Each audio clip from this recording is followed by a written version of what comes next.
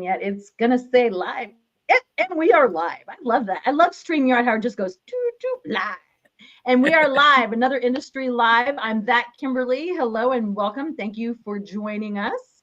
And this is my guest, Stephanie Oehler, and I will be talking about people and performance success. Stephanie is super savvy, hence the name of the company, Savvy Leasing. And she's going to help me get down to the nitty gritty about people and performance success. So before we jump into that topic, we want to make sure to let you know where we are. We are live on Facebook, LinkedIn, YouTube, and Twitter, even though I couldn't share my Facebook. Technology gremlins out there were just being not very nice to me today. I'm going to call them technology gremlins. I like that better. But we are live there. So if you have a question, please leave it in the comments and we'll definitely get to it. If you would like to be a guest on the show, I'm going to throw this up. It's a plug to be a guest on the show, Kimberly at Marketing Doer. And then this is a link that you can go to get some other resources and other ways to connect with me. So that will be my pitch out there for Industry Live. And without further ado, let's jump into this, Stephanie. So tell me, how do we accomplish people and performance success, Stephanie? I'm dying to know. Okay, Kimberly, well, first of all, thank you for asking me to come on and talk about my second favorite topic. My first favorite topic being karaoke. Nobody has yet asked me to come on and do karaoke exclusively. So I'm just putting it out there.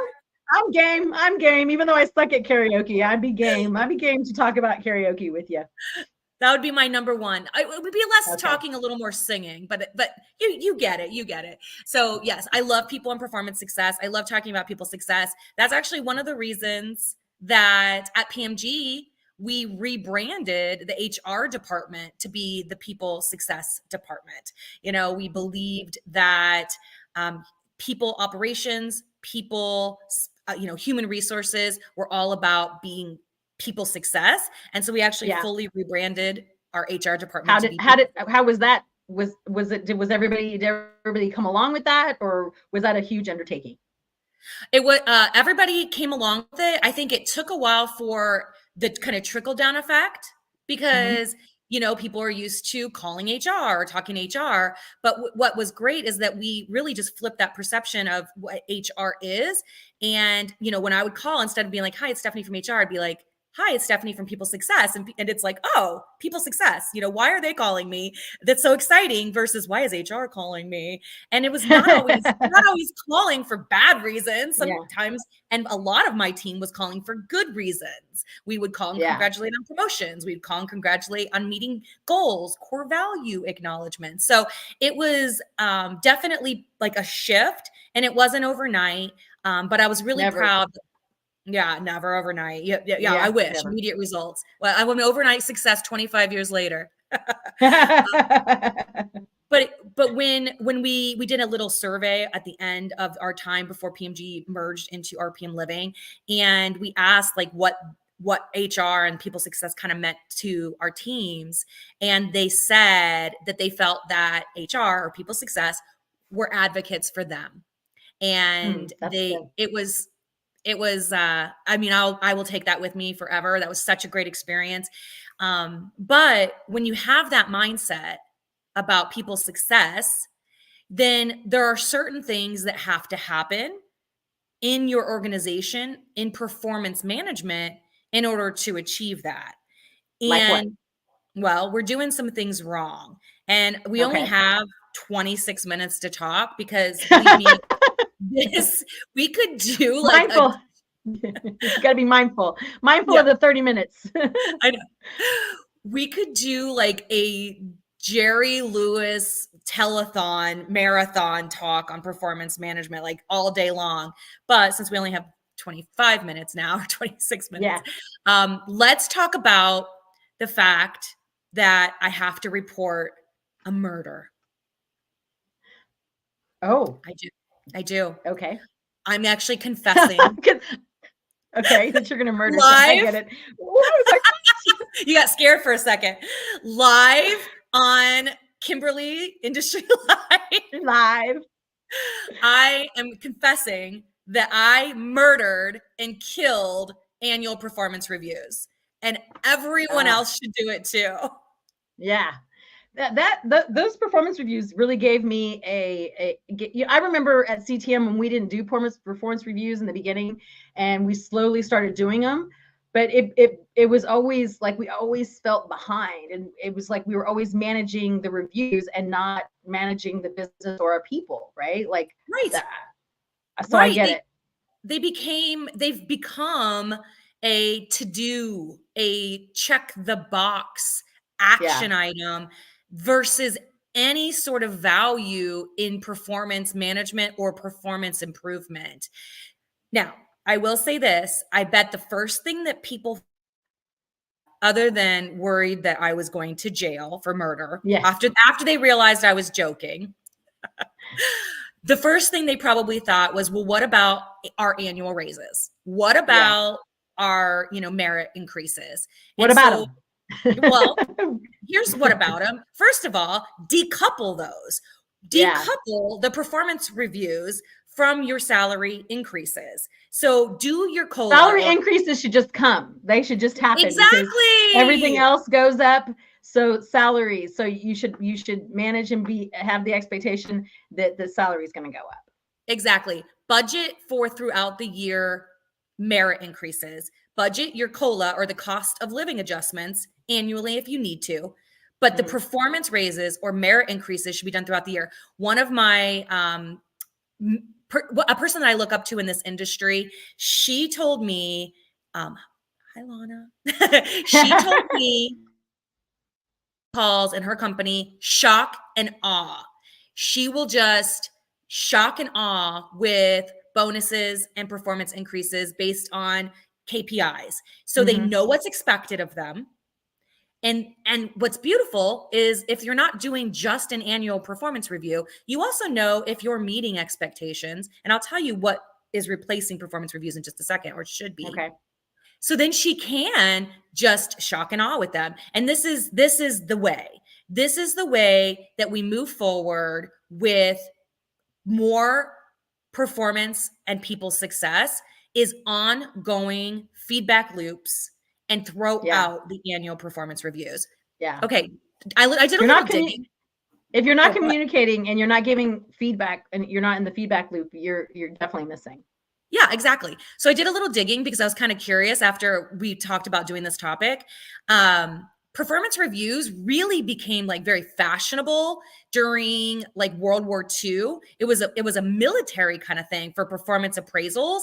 And then companies adopted it as a way to make decisions on merit increases and stuff. So we're talking a process from the 1940s that so many companies are still doing, or even worse, Kimberly, not doing it all. Instead of 12 months rotation, it's like every 18 months or so. It was but if you don't decouple those is a great idea. Everybody should be doing it. But if you're not already doing any kind of performance reviews, then you feel like we used to have anxiety because we weren't in touch. I mean, even though we were a small group, we were 10, 15 people, but still like we needed to be touching them more. So we got into a better habit of it. But it definitely, if we'd have known to decouple those two, that'd have been great, because it just would have made our expectations better, and we would have been able to manage. We wouldn't be managing the reviews, would be managing our people. The people. So start there. Anybody who wants to make this change, you have to start there. Like finish this year out or whatever your process is in 2024. Decouple those so that when you kill the annual performance review, your teams don't freak out, because they're going to think that means they're not getting their raises, or they're not going to understand what the raises and how that's all measured. So you have to start by decoupling it, then kill it, and explain to them what that new feedback loop's going to look like. So I've talked about murdering the annual performance reviews before, and I know it's aggressive language, but I just think it's funny. And I have a whole skit coming out about it. So stay tuned. But Okay. I loved it. I can't wait to see it. it'll involve singing, of course. So Okay.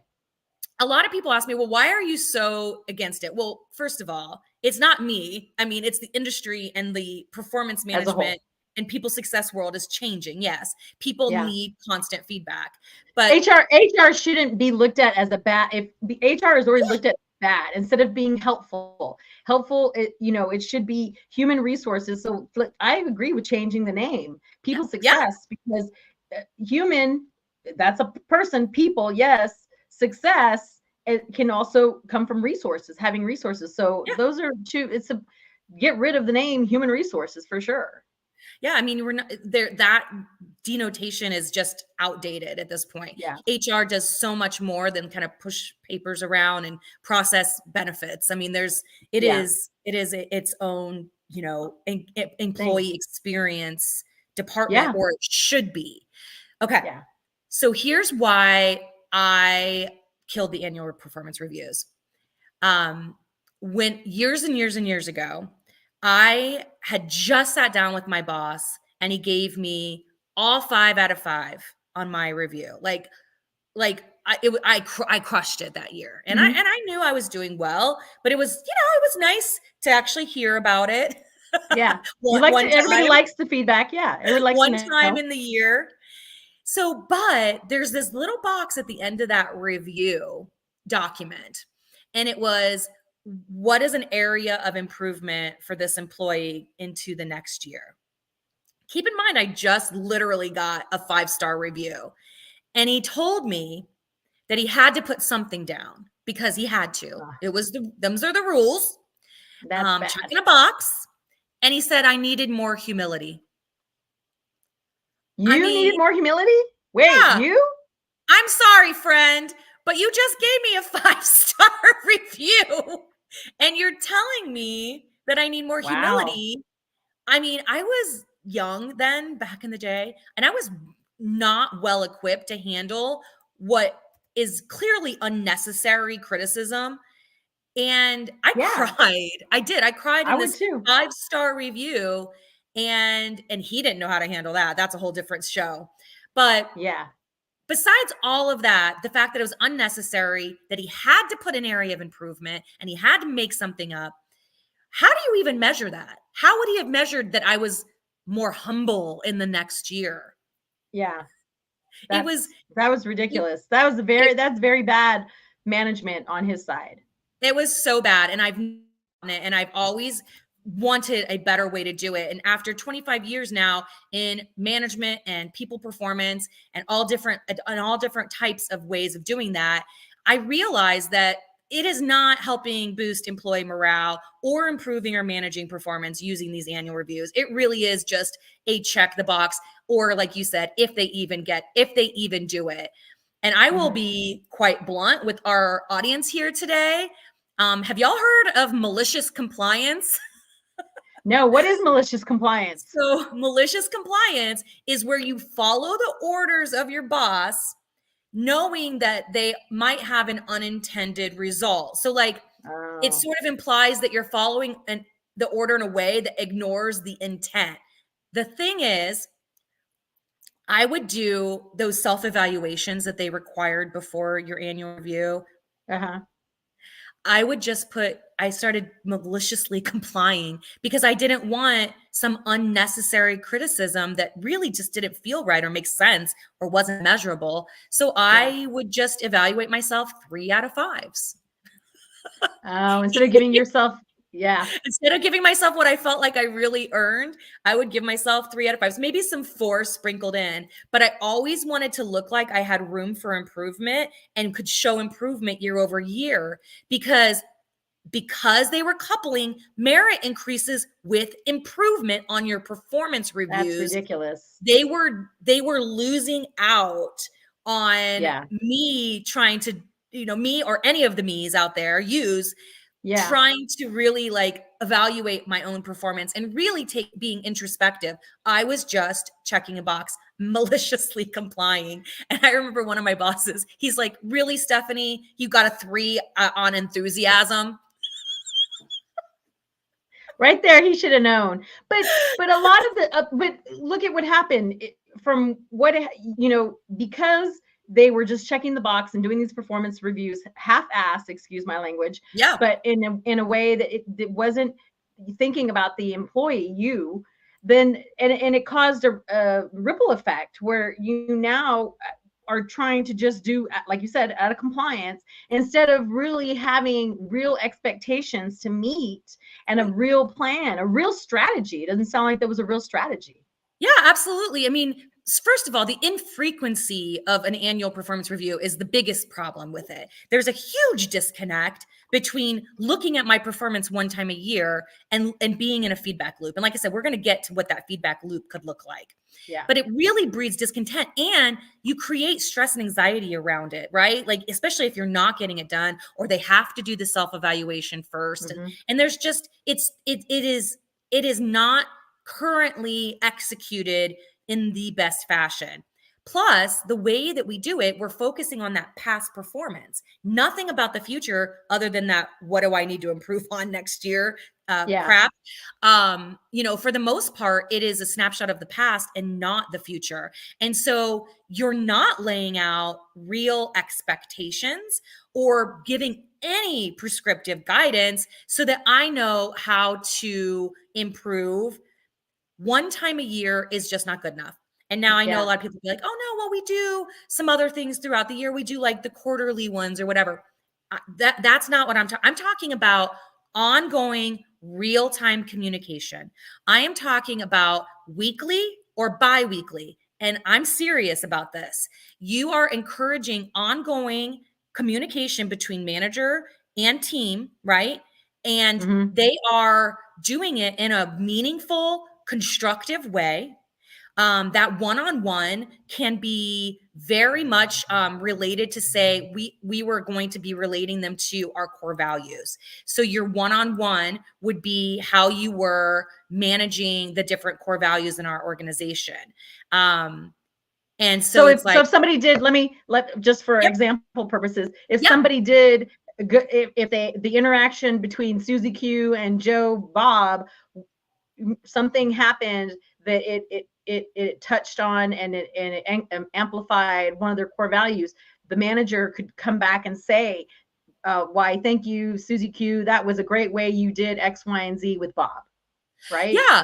Yeah. No, well, That's as first of all, easy. definitely celebrate publicly. Yeah. And Yeah. then that celebration should also move to their one-on-one feedback loops, right? So now Yeah. I'm in a one-on-one with you, Kimberly or Susie Q, and I'm like, hey, you definitely demonstrated this. I know we celebrated. I just want to celebrate it again with you here privately. And then if there are any coach up opportunities for performance improvement, you are having that conversation weekly.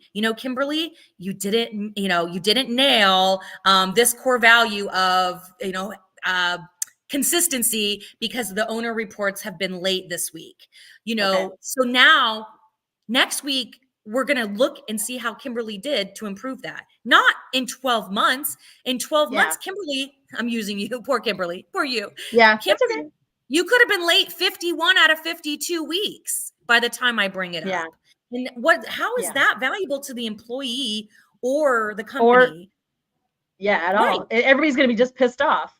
But the Yeah, because it's employees like, has anxiety about always being late. Whoever yep, that report's supposed to be going to is upset because there's no feedback, right. right? Like, and nobody's telling them, hey, that report's late. Yeah, exactly. So you need that Yeah. ongoing one-on-ones, weekly or bi-weekly, and they should not be pushed if at all possible. And I know a lot of times people are Yeah. carrying a very heavy team load, and perhaps it's something that you can, again, push to every other week if you need to, but it should be consistent and you should prioritize your people for people's success. If you keep Yeah. pushing these things off and these conversations off, they don't think it's important to meet your expectations. They also don't know your expectations if you push those conversations off. So it Yeah, encourages absolutely. ongoing development and reduces that checklist mentality, because the goal is for them to start getting excited about coming into the one-on-one and sharing their wins, sharing their learning opportunities and you Yeah. giving feedback and supporting them. And back to kind of the core values, like we were going to have them before. Unfortunately, we didn't fully roll this out before the merger.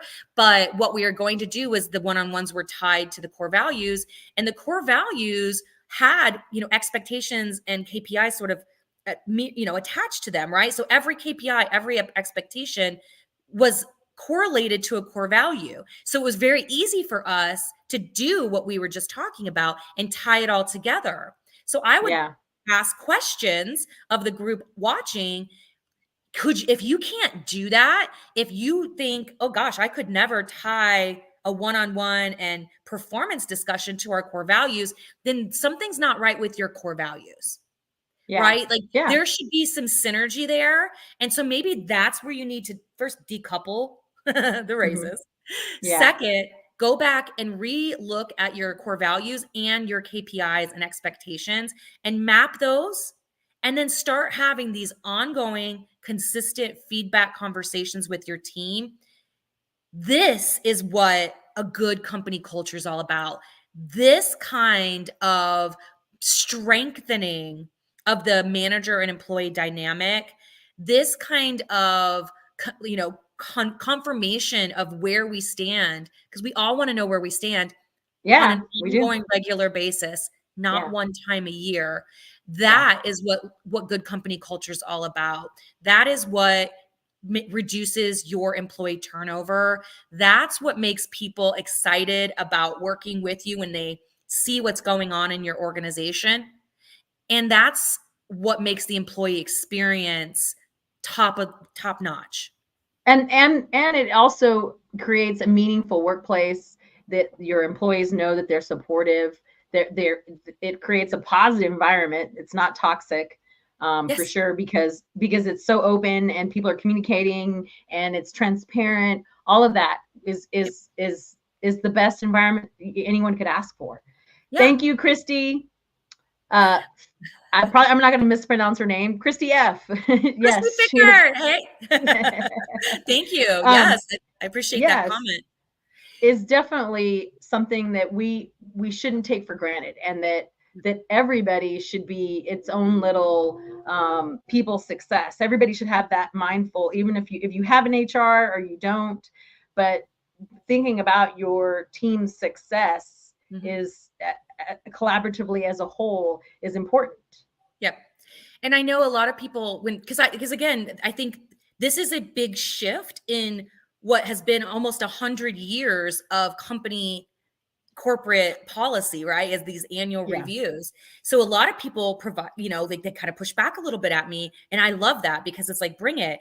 I want to tell you why, the other thing is they're like, well, are we documenting these conversations? Yes, absolutely. Of course you are, because Yeah. but you have the opportunity when you're documenting this conversation, you're documenting the wins and the learning opportunities, right? Or the celebrating the successes or offering some Mm-hmm. coaching up areas.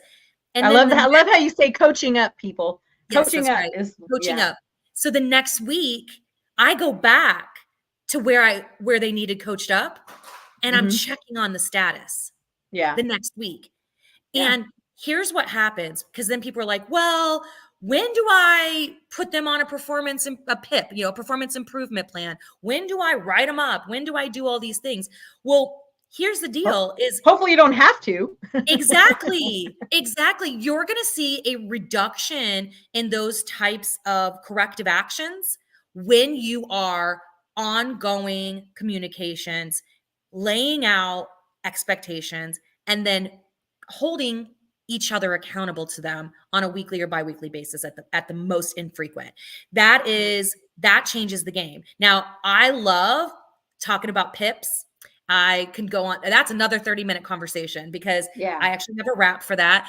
There's going to be music coming out around performance management. I'm just going to do like a performance management Broadway review. I like Stay it. I think you should. But it will remind people that things need to change. It will Yes. remind people that it's about their people. The reason Google does what they do and are as strong and as big gorilla that they are. They have, you know, a laundromat on their campus. They have daycare on their campus. They have restaurants on their campus. They have, you know, get your hair cut, all these different things, because it keeps their employees happy and not stressed about all the other things that they have to go do after they get off of work, but also keeps them on the campus. So it keeps them working. But if their employees are happy, they're gonna work. Like, they're gonna put out good quality work. Well, and those are great perks, but I'll tell you, I'll lay you odds, Kimberly, none of that would even matter as much if Google didn't have prescriptive guidance for their developers and lay out expectations and ongoing feedback loops. 100% that's what they do, because they're software developers, right? They have to. There's not a lot of room for error in that business. And so they are laying out expectations, but what's good for the Google is good for the gander. Everybody. I mean, and you might not be able to do all those big things like a Google campus, but there are small things that you can do. And it starts with giving them, you know, coaching up it, and the feedback loop, and decoupling your performance with, you know, with raise increases, all that. Like, it starts somewhere with your people, and asking questions and giving them feedback, and not waiting once a year to do that. No. So go, you know, again, how do we get this going? How do we do this? Decouple the raises from the performance reviews first. You've got to do that first, because your people will freak out. So first do that before you kill any of your performance reviews. Then before you kill them, create your one-on-one, you know, document. I like basing it on core values. If you have to reswizzle your core values, go ahead, so that they are matched to KPIs. And I also like to include stay questions. And stay questions are those questions that find out kind of where your people are in staying at your company. Okay. So on the one-on-one, you could ask things like, how can I support you better? What do you find, what are you most excited about when you come into work? All of those don't have to be on every week's or every other week's one-on-one. But they should be there. But sprinkle them in, you know, kind of pull them in every week or every other week. Have a different stay question that you pull in, so that you are, you know, kind of gauging what's going on with them outside of those KPIs, more, you know, qualitative conversations versus kind of quantitative. And that's where you start. So start with those couple of steps, and then work, just like I said, be consistent, work it in, document it in their employee files. All I have to do is send it to your people success department or HR department. So it's attached to their employee record in the HR system, and it's all documented. And then you can keep track of it every single week and see how your team's doing. And you're all on the same page. So expectations, everybody's on the same page. Exactly. Leaders, expectations have to be laid out, and accountability goes both ways. So you're held accountable to your team performing, and they're held accountable to performing, right? But you're held accountable to making sure that you are offering the support and the constant feedback. And that's how you improve performance. That's how you get performance and people success. Well, I love it. And Lissy's great points. Thank you for sharing. Thank you, Lissy. Appreciate you. It is something that is going to take a change mindset, because, you know, the fact that you went and Googled where we first got, you know, you did the research on where this came from, the military, you know, they don't do the same things that they used to for a reason, right? Like, it's just because we've always done it doesn't mean we should always do it. So, you know, your tips on changing HR to your people's success they sound fairly easy. I mean, like I said, like, there's a couple steps to take, and then just be consistent, and then just do the things. Yeah. And just do the things. Don't talk about it. Be about it. Be about it. Yes. Well, I appreciate you so much. And because this is only 30 minutes and we like to be mindful of people's time, tell folks like what you're up to and how they can connect with you. Okay, very quickly, Savvy Leasing is now Savvy Leading, and I'm offering fractional L&D and employee experience services. So you get the whole me for a fraction of the time at a fraction of the cost. And I can come in and do some people success things. I can do learning and development. Employee experience sort of is the overarching theme. And I'm not talking about, consulting and telling you what to do. I'm talking about being about it. Like I'll come in and do it with you. Yep. Be about it. Be about it. I thought that's what all consulting gigs are, is to be about it and do it. So a lot of consulting people just tell you what needs done, give you a whole list of things, and then they say, hey, good luck with that. Cheerio. See you later. I was never like that as a consultant. But I'm not either. So that's why I was unclear. But okay, I am clear now.